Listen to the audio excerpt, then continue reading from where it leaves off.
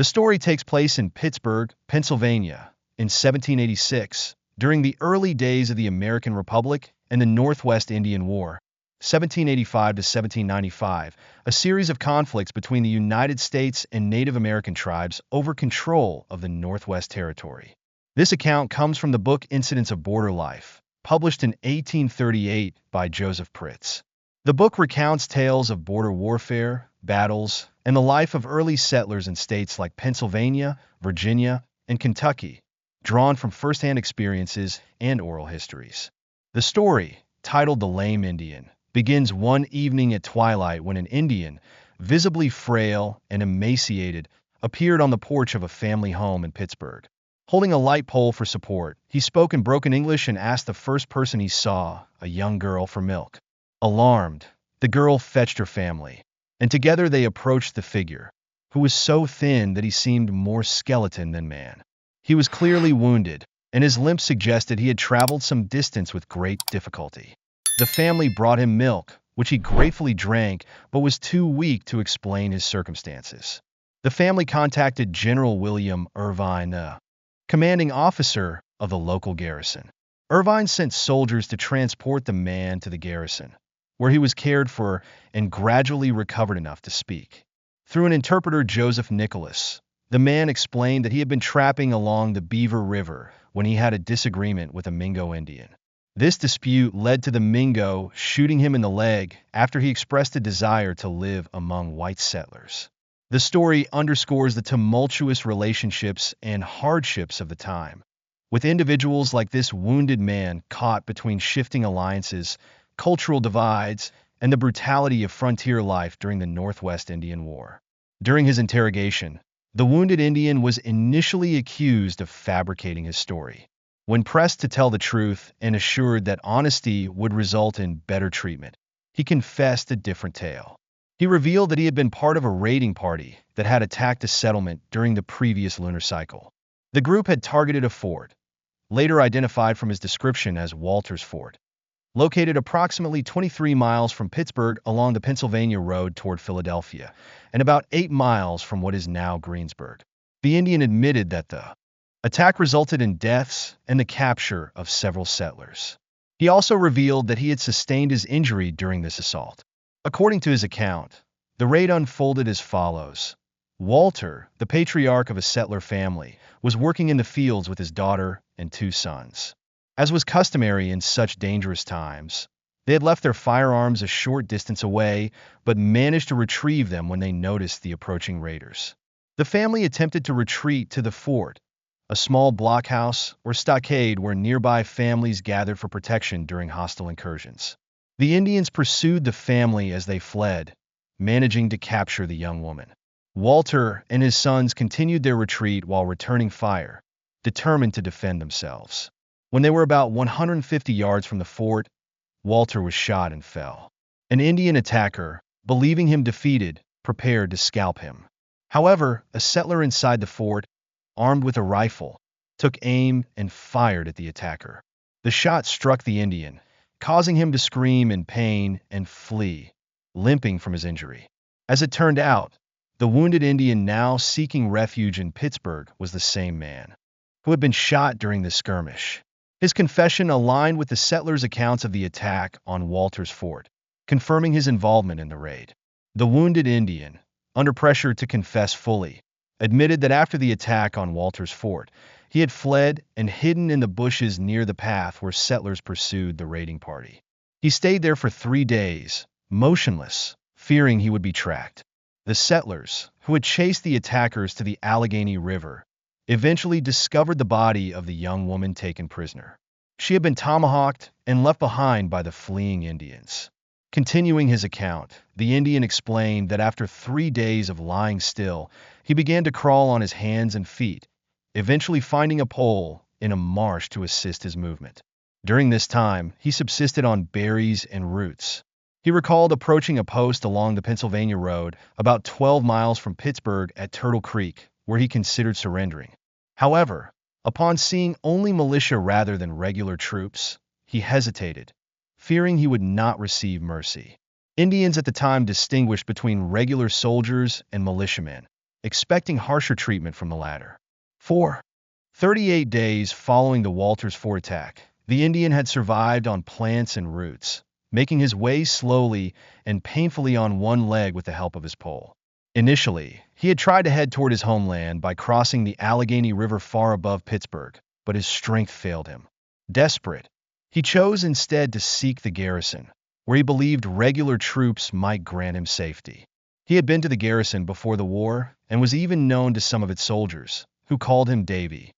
The narrator, who saw the Indian at the garrison, observed how the man tried to win goodwill by smiling and acting friendly despite his dire circumstances.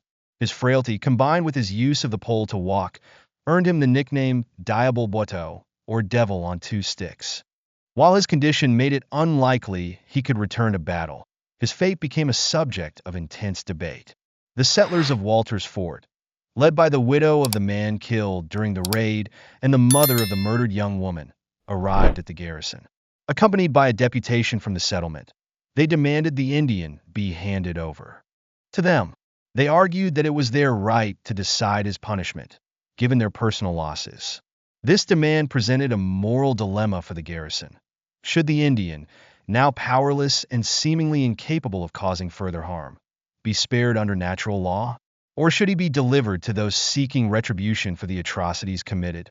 The commanding officer faced the difficult question of whether to adhere to the settlers' demand for justice or to show mercy in light of the Indians' current helplessness. After much deliberation, and amid widespread dissatisfaction among settlers over sparing the Indian's life, it was ultimately decided to hand him over to the militia. A party of militiamen took custody of the prisoner, intending to transport him back to Walters Fort, the site of the original attack, for trial. However, during the journey, the Indian fell from the horse he was placed on, re-breaking the leg that had been healing under the care of the garrison surgeon. The settlers' plan was to summon a jury and conduct a trial, if only as a formality, to confirm his identity as one of the attackers at Walters Fort. However, it was widely assumed that any such trial would be heavily biased against him.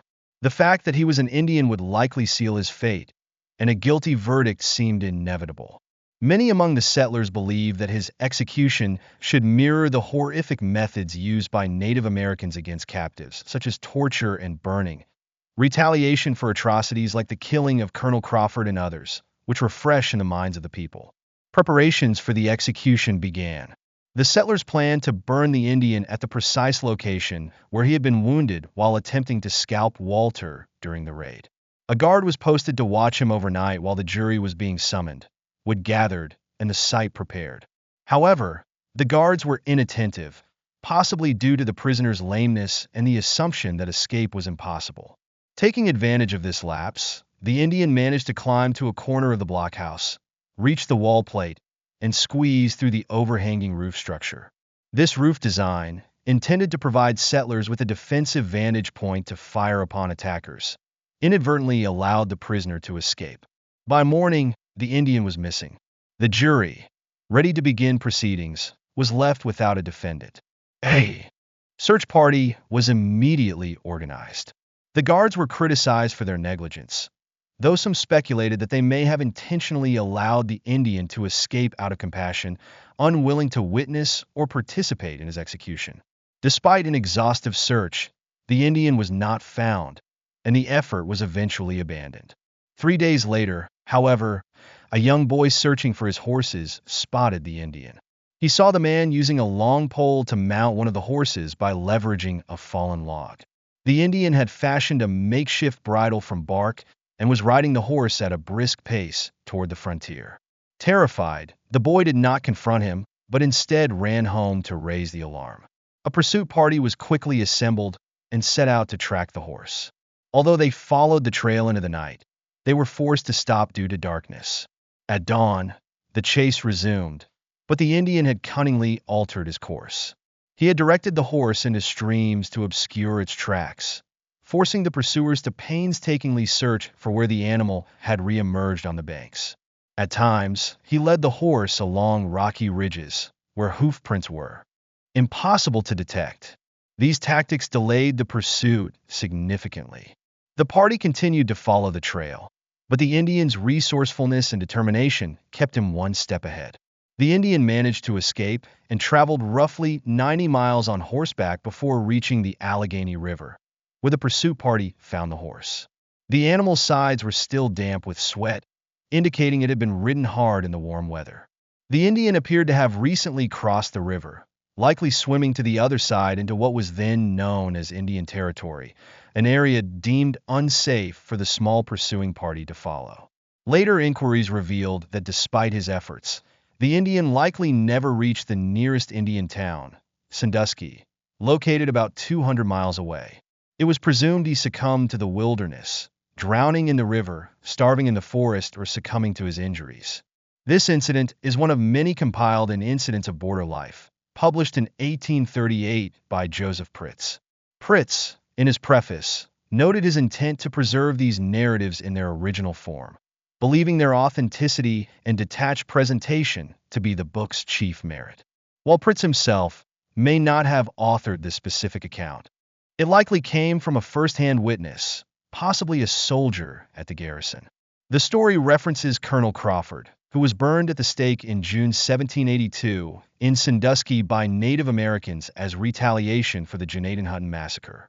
This massacre, carried out by Pennsylvania militiamen, saw the slaughter of 96 Christian Moravian Indians earlier that year. Such cycles of violence fueled settlers' desires for vengeance, as seen in the demand to execute the captured Indian from Walter's Fort. However, whether through his own ingenuity or the humanity of a sympathetic guard, the Indian escaped the planned torture and execution.